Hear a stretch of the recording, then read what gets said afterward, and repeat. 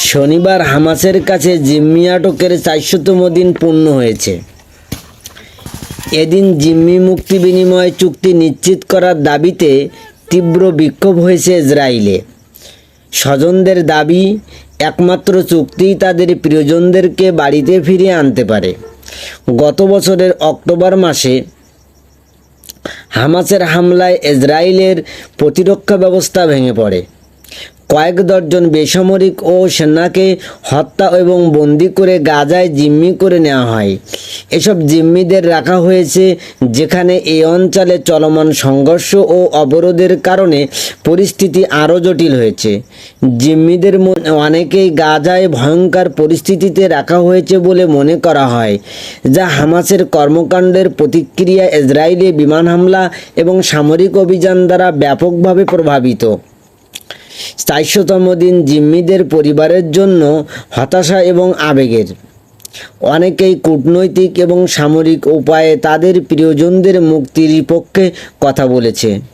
এই বিক্ষোভ থেকে পরিস্থিতি মোকাবেলায় সরকারের বিভিন্ন পদক্ষেপে হতাশা প্রকাশ করেছে তারা। জিম্মি মুক্তি নিয়ে ইসরায়েলি সরকার অভ্যন্তরীণ ও আন্তর্জাতিকভাবে উভয় চাপের মধ্যে রয়েছে। একদিকে বন্দি বিনিময়ের জন্য জনসাধারণের আহ্বান এবং অন্যদিকে এ ধরনের বিনিময় প্রক্রিয়া জটিল, নিরাপত্তা এবং রাজনৈতিক প্রভাব মোকাবেলা করতে পারে। অপর এক খবরে বলা হয়েছে, ফিলিস্তিনি সশস্ত্র গোষ্ঠী হামাস ও দখলদার ইসরায়েলের মধ্যে গত ৭ই অক্টোবর যুদ্ধ শুরু হয়, যা আজ শনিবার ৪০০ দিনেরও বেশি পৌঁছাইছে। এই সময়ের মধ্যে গাজার সাধারণ মানুষের উপর নির্বিচারে বর্বর হামলা চালিয়েছে দখলদার সেনারা।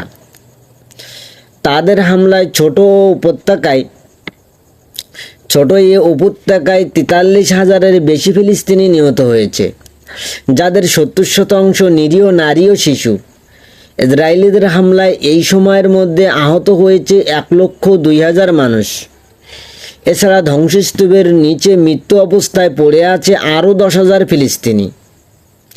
নিহতদের মধ্যে অন্তত ১৭,৩৮৫ জনই শিশু, যার মধ্যে ৮২৫ শিশুর বয়স ১ বছরেরও কম ছিল।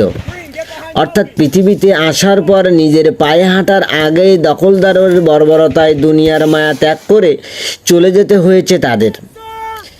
নিহত বাকিদের মধ্যে ১২,০০০ই নারী। ইসরায়েলি হামলায় গাজায় ২০ লক্ষ মানুষ বাস্তুচ্যুত হয়ে পড়েছে। ১,০০০-এর বেশি স্বাস্থ্যকর্মী নিহত হয়েছে, যারা অন্যকে সহায়তা করতে গিয়ে নিজেদের প্রাণ দিয়েছেন।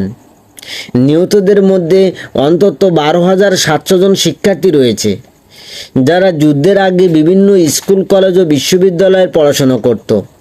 এই যুদ্ধে গাজায় ফেলা হয়েছে ৮৬,০০০ টন বিস্ফোরক। এসব বিস্ফোরকের আঘাতে গাজা একটি ধ্বংসস্তূপে পরিণত হয়েছে। সেখানে এমন কোনো বাড়ি নাই যেখানে ক্ষতিগ্রস্ত হয়নি। এছাড়া দখলদার অবরোধের কারণে গাজার মানুষ এখন দুর্ভিক্ষের কবলে পড়ার সংখ্যায় রয়েছে। আশঙ্কা করা হচ্ছে যে সেখানে মানুষ এখনই না খেয়ে দিন যাপন করছে।